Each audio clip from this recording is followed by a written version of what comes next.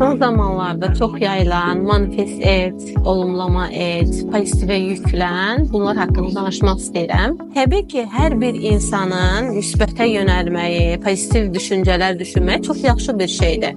Amma baxır kimlərə. Keçən səfər bir xanım seansa gəlib və deyir ki, Selvi xanım, mən müsbətə yönəlmək istəyirəm, pozitiv düşünmək istəyirəm və s.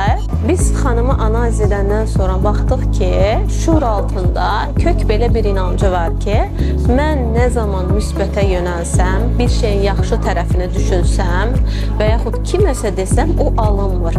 Əgər bu xanımın bu inancını biz dəyişdirməsək, müsbət düşünəndə mənfi şeylər olur inancını dəyişdirmədən, sadəcə o xanıma pozitivə yönəltsək, müsbət düşünməyə yönəltsək və s. bu zaman əldə etdiyimiz nəticələr əksinə mənfi nəticələr olacaq.